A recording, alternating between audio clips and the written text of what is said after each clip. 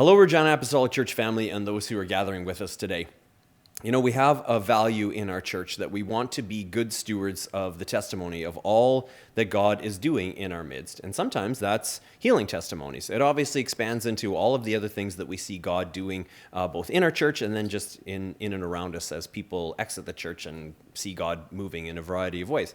Today, we have a great opportunity to be able to talk to Mandy Kasper, who is going to share with us some things that God has done in her life. And again, we're just here to celebrate the faithfulness of God and to just see his fingerprints all over her life over the past number of months and years and, well, probably over her whole life. So with that, it's my great pleasure to introduce Mandy Kasper to you. So Mandy, just for those of you, or for those who would be out there who don't know you, just, you know, as by way of introduction, why don't you just share a little bit about yourself? Okay. Well, my name is Mandy, and I'm married to Josh Kasper. We have two kids, Silas and Sylvie, and we've been going to the app for probably, 17 years now. Oh, really? I think. Wow. Yeah. I thought it was going to be like 7, but 17, wowzer. Yeah. Yeah, it's awesome. And your kids, like, tell me again, like, Silas is how old? He's 9. He's 9, okay. And then Sylvie is? 6. Okay, good stuff. Well, I know there was this stage in time where I could count on Silas, you know, sort of wrestling with me and fighting with me in services. So you can tell him I actually missed that because he's, you know, jury's taking him away up into kids programming. So I don't feel like I see him quite as much. And Sylvie, she's a little bit more quiet, at least around me. Maybe she comes out of her shell when it's just the... No, she's pretty shy. She's pretty quiet. Yeah. So I have tried to keep my distance, not to be the scary pastor who's, you know, invading her space. So anyways, we love you guys. And Josh too. It's nice to have him around somebody to look up to. He's an awesome guy to have in our church. So obviously, you know, you're here to sort of share a testimony of what God has done recently in your life. So why don't you just sort of take a moment just to let us know, you know, what has happened, and specifically around, obviously, you'd come for some prayer at the church, and so just, you know, kind of take us through the reasons, I guess, why you came in even for prayer at the church, and, you know, what was sort of the spark to, you know, needing a touch from God. Okay, well, kind of all started in 2020. But long story short, in April, I had some symptoms, and in April of 2021, I was originally misdiagnosed, but in April of 2021, I got an official diagnosis that I had Hodgkin's lymphoma, which is a cancer of the lymphatic system. So that's where it kind of all started, and I was diagnosed as stage 2A, and they gave me depending on where you look, like a 95% chance of being cured with frontline treatment. I was told that this was going to be, 6 months of grueling chemo, but 95% chance that it would be cured and I'd be good. And I'm a radiation therapist and I work at the cancer center, and so I kind of really just read every journal article that I could, and with my background and then connections there, I felt really confident that I was going to beat this thing, and that was going to be that. They do so I started chemotherapy, and then they do a scan after 4 treatments. And at that scan, again, depending on what stat you look at, they give you, upwards of 98% indicator that the treatment is going to be a success at the end. And so when I was diagnosed, I had like some lymph nodes that were infected here, had cancer in them, and then I had a big lung tumor as well. And at that scan, after just 4 treatments, I was all clear. And so I thought, I have this kind of case and things are good. And so I just had to finish out the chemotherapy. So I finished chemo in October and then had my scan in December. And lo and behold, that scan showed that the treatment did not work and the cancer had come back while I was on treatment. So I was in that kind of, 2 to 5% of people that the treatment doesn't work. so obviously I needed prayer all at that point. Yeah. But at that point, I felt like now we really need to get some extra prayer. Yeah, yeah, absolutely. So at that point, they said, okay, you're now considered what's called refractory, which means that your disease has no longer responded to chemotherapy, and you're in this whole other classification of patients. And so at that point, they said, the doctor said you have to do a stem cell transplant. It's your only chance of potential cure. And with that being said, though, you have to have more chemotherapy first to try to get into remission, and then we'll do the stem cell transplant. So I went on another stronger chemotherapy, and I did that and for a couple months, and then had another PET scan. And then that scan showed that the cancer not only didn't respond, but it grew. So they said, okay, now we're going to try another type of immunotherapy kind of treatment that's a targeted chemotherapy. And so I went on that for another couple months, and I ended up having an anaphylactic reaction to that chemotherapy. And it put me in the hospital, very allergic to it, and had the PET scan, and it was like a mixed response. I had some areas grow and some areas got smaller. So at this point, one of my doctors said, okay, we have to go for the stem cell transplant now, because you have to make all these qualifications in order to get it. And so, he said, okay, we got to go for this and just hope for the best. And I was not comfortable with that. And I really felt like I needed to be in complete remission. I had to have the best chance going into it. And so I said, well, what about radiation?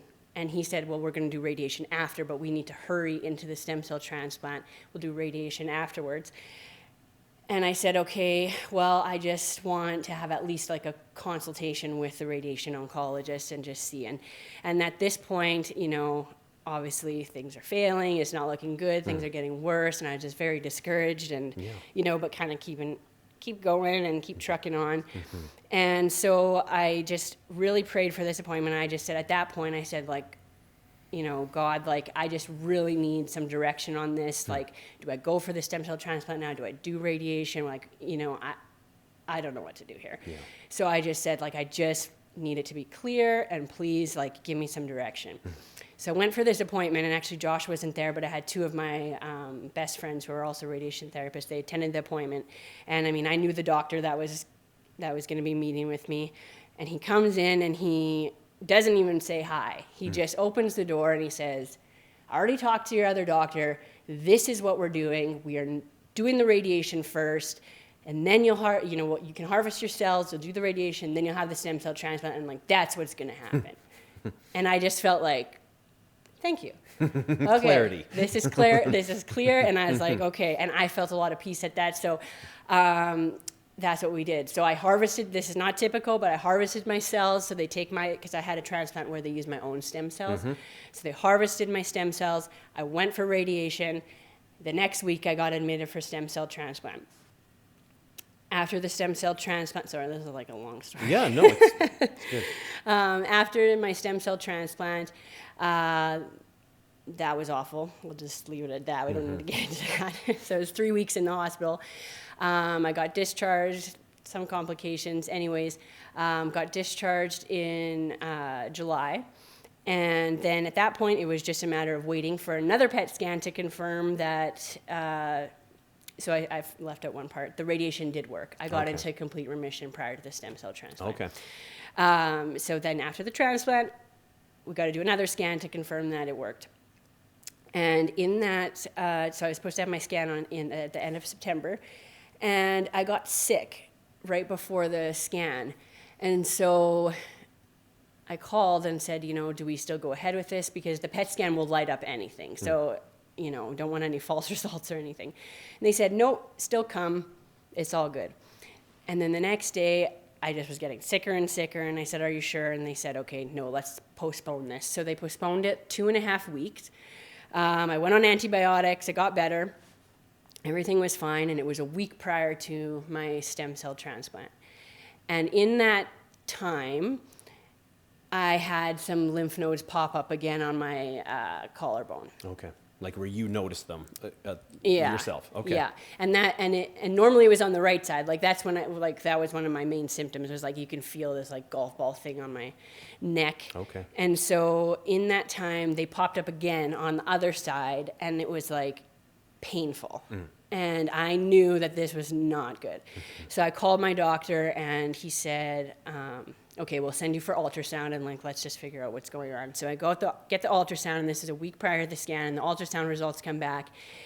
And the radiologist report says this is likely cancer. Again, the lymph nodes look cancerous, but we need a biopsy to confirm. And so I talked to my doctor again, and he's like, okay, well, due to their size and location, like, let's just wait for the PET scan, and then we'll see. And, and then we'll kind of go from there, because we can't biopsy them yet. So hopefully they just kind of get bigger, and, let's not jump to any conclusions yet, but like, this is kind of where we're at. So that was just completely like disheartening. Yeah. And I would say at that point, I was definitely like at my lowest, and just kind of felt like, I've gone through all of this stuff, and now here we are again. Yeah. Sorry. No, it's all good. So at this point, like, I didn't really even tell anyone about this. I was just like so gutted that like this is happening again. Yeah. But yeah, we just, I didn't really share with many people that this was going on, but we let the church know, and we let those closest to us know. Yeah. And we just kind of said, we have like a week till the scan. It's not looking good, but like, if you haven't prayed before, like, this is the time. And so we just kind of prayed during that week, and basically just asked for a miracle. And then I had my scan, and like I stopped. That is the other thing. When you have cancer, you can't stop palpating, like, where's their lymph node, where's their cancer going back, like, you're just hyper aware. And I just felt like, just don't touch your neck for a week, you're making it worse. And we'll just see what happens. And I started to get encouraged that like, maybe I will have a miracle here, like, things are kind of feeling a little better, but I'm not going to touch it, I'm just waiting for the scan. And lo and behold, I go for the scan, and my doctor graciously called me right after the scan. He said, look, I don't have the radiologist report. We're assuming that the nodes were going to light up regardless, because even if they were inflamed for something else, they should still light up on the scan. But I've gone through the report, and I've got other colleagues to look at the report, and there's nothing. So he said, I don't really know what to say, but like, how are you feeling? Like, did the node still there? Like, should we still biopsy? Like, we'll wait for the official report, but as far as I can see, like, this is your best PET scan yet, and like, there is no cancer on this scan. So not to put words in your mouth, but that feels like that was a miraculous moment right there. Is that how you would describe it? Okay. Yeah. So I think, there was a lot of little miracles along the way, but like right then, like, I mean, I don't know. The radiologist said that there was cancer there. Yeah. Then there's nothing on the scan. It went away in a week. I mean, I'll take it. Yeah, like, absolutely. So, yeah, that's pretty much what happened. So now, and then after that, obviously, I know you're still in some treatment now, sort of post treatment, which I probably won't choose the right words. You're the one who's in the midst of it all. But even though you had that miraculous moment, you're still continuing some treatment almost in a preventative way. Is that a way to describe it? Okay. Yeah. And because that miraculous moment, that was actually at the end of the summer of 2022, right? Yes. Okay. And so here we are in February of 2023, and there's still some treatment. But at this point, you're still cancer-free. Is that? Yeah, as far as I know. Okay, good stuff. Yes. Yeah, and like, to do this treatment, I mean, that was another thing that was kind of cool. So the treatment that I'm on right now is the same treatment that put me in the hospital with an anaphylactic reaction. Okay. And so the doctors, they said after your stem cell transplant, things could be different. We want to re-challenge it and do this treatment up to 14, because I was so high risk and had so many relapses. This is a recommendation. Yeah. And I didn't really know if I should do the treatment or not, because it was kind of scary having an anaphylactic reaction and end up in a hospital and, not being able to breathe and all the rest of it. Yeah. And so, and family too, and friends with good intentions kind of challenged my faith, and that kind of said, at what point do you just accept the healing and move on? Like, why even do this, maintenance chemo is what they call it. And, and I didn't know. And so basically me and Josh just prayed about it, and we just felt like, we should at least try it. And we just asked God, like, if I'm meant to have it, then there will be no allergic reaction. Like, not even a little hive, not even like a little scratchy throat. That's like your fleece nothing. You put out there. Yeah, nothing. And so we're like, this is what we feel like, and we're going with it, and we're going to try it. And so because I was so allergic before, they had to admit me, and, they had the whole ward on standby, all these doctors, all these, all the drugs ready in case I reacted. And anyways, I went through the treatment, and they gave it to me, and, they gave me so many antihistamines that I ended up falling asleep. And I woke up, half an hour later, 45 minutes later, like, that was it. It was the most boring, uneventful experience. And so I'm not allergic to it anymore. Wow. And so everyone's surprised. And so they did, and, my doctor's like, okay, well, let's just admit you again for more, because I'm still not convinced. Like, it's still kind of scary. And nothing happened. Nothing happened the next one. I think I'm on my 5th now. And it's nothing. Yeah. So, I mean, awesome. I don't really know why I'm meant to have this treatment still, but, I'm not allergic to it, so it's obviously meant to be. For sure. Well, and what I've really appreciated, Mandy, like in your journey along the way, and I said this to you before we sat down today, a couple of weeks ago when we talked, that I appreciate the fact that you didn't try to wallpaper over the story and just kind of tell everyone just the highlights, but that you allowed us into the journey as a church to be able to pray along the way. And I think sometimes people have, it would be all of our heart's desire that you wouldn't have had to go through all of the pain, A, of cancer in the first place, and then B, all of the sort of pain and suffering that went along with some of the treatment. It would have been great if you would have been able to come to an altar, you'd have been prayed for, and that would have been the end of it. That would have been fantastic. But to see the journey that you've been on, I think it's a testament to the fact that, there's no second-class miracle. The fact that you went down the track with treatment, and like you were just, from my perspective, from the outside looking in, like you were a woman of faith all the way along, and you had your hope in the Lord, but you were also following through on kind of the best advice or the best wisdom that you got from the medical community as well. So it's this beautiful kind of working together, and in all of the highs and the lows of that, again, just looking from the outside in, there was a faithfulness that remained in all of that. So I know sometimes we as Christians, I think you said the phrase earlier that we have good intentions of what we say to people sometimes, like, oh, well, you shouldn't go for treatment anymore because you're healed. Well, that's great for a bumper sticker, but when you're in the middle of these things, you want to be led of the Spirit, and for you to have handled it the way that you did, I guess I just honor you for following through on what you and Josh really felt like the Lord was speaking to you in the midst of all of this. And I think it's a testament to perseverance, and it's a testament to continuing to follow the leadings of the Lord through all of that.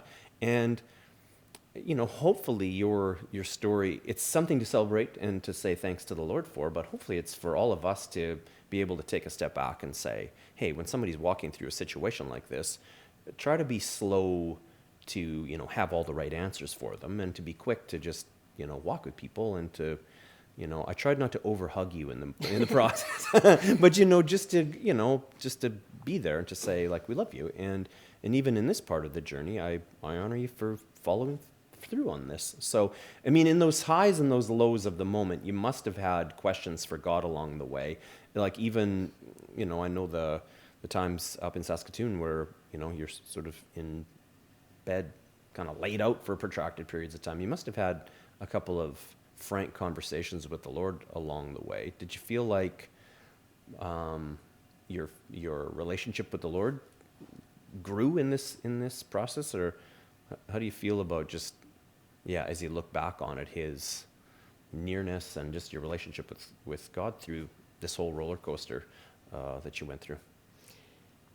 Well, the whole thing, I kind of, I don't know, in my mind, it's like I have to have an analogy or some sort of visual to make sense of things. But like, when I look back, it's like I kind of just see the whole thing as like some sort of car ride. You know, like we're all assigned to some sort of vehicle while we're here. Some people get a Lamborghini, some people get a Chevette. I don't know. I feel like my vehicle is somewhere in like a Ford Focus sort of thing. But like when I started the journey, you know, like I felt like I was in the driver's seat. With my background being in cancer care, I felt very in control that I had this kind of case. You know, I would say like the oncologist, I put him in the front seat and I put Jesus in the back. And we cruised like that for a while. And then realized, okay, we need to like shift things around here. So then it was kind of like, you know, Jesus, you're in the front, but I'm still driving, you know? So we're all, you know, all three of us, you know, whatever. And I still was really wanting that control, I guess, of things. And so, you know, and then at that, like I mentioned with the radiation, that was a real big turning point for me when it was just like, okay, like I can read all the journal articles I want, all the statistics that I want, but at the end of the day, like the only thing that's going to get me through this is a miracle. So Jesus, take the wheel. Cue Carrie Underwood, you know, the song. And so we switched around. And then, you know, by the time I was at the stem cell transplant, truly, I feel like it was like Jesus was the driver, sure, the oncologist were in the front seat, and I was just in the back, like, you know. And by the end of it, you know, I feel like it was almost like, can we stop the car? Like, I'm just a bit car sick, like a bit nauseous, you know, and even though I got the good news of the scan, you know, it was just this kind of overwhelming, you know, all the emotions, you're just in that fight or flight kind of thing, you know, while you're in it, and then after it just kind of hits you. And so, like, you know, my relationship changed through there to just like complete and like utter surrender by the end of it, you know, because it's like you just have nothing left and you can try. You have to put your faith in something, you have to put your hope in something.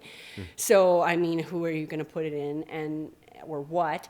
And you can put it in yourself and the doctors all you want, but at the end of the day, you know, for me, that was not what was going to see me through. So yeah, I mean, it was just kind of a journey of learning to trust more and, you know, a faith builder. And of course I asked all those questions like, you know, why is this happening? Who, you know, how come some people get healed and some people don't? And, you know, all those hard questions. I mean, I definitely have had conversations with God about that. And I still do. But, you know, at the end of the day, like I said, I just had to put everything, you know, all my eggs in one basket, and that was in God. So. Yeah, that's awesome. And I know when you and I have chatted, just even what to do with the unanswered questions that, you know, I think I said to you, and so I'll say it here again, that, you know, sometimes over the course of our lives, I think God will answer questions in time, and in other cases, you know, we'll take those things to heaven with us. And by that time we get there, we probably won't care anymore. You know, like the questions are so insignificant in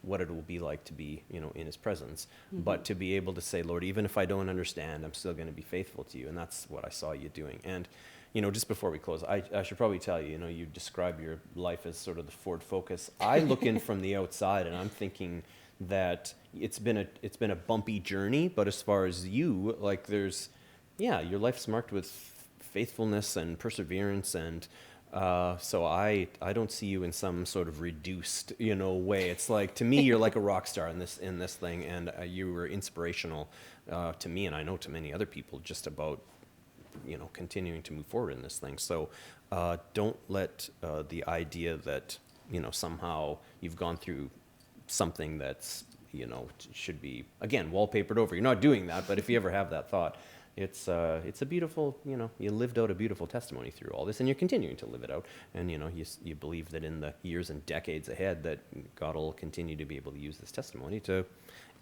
yes, it'll probably be a healing conversation, but it'll probably be as much about just Jesus loves me, and you know, and he was good to you all the way through all of that. So anyways, I just want to say thank you so much for sharing all of this, and for being real and transparent today, but also just in the months that kind of led up to this. You know, we love you. I love you. We love you as a church, and we're thankful and privileged that God, you know, arranged the universe that you got to be in our church with us, so we get to walk with you through this. So bless you. Thanks. So, church, I hope you can grab a hold of the goodness of God, and whatever your circumstances look like, it might not be cancer, it might be something else, it might be another health issue or relationship issue or something else. I hope you can grab a hold of the goodness of God and like the leading of His Holy Spirit, like we've heard through Mandy's story today, and to just know that the same God who was with her in this journey is with you as well in everything you walk through. So, God bless you today.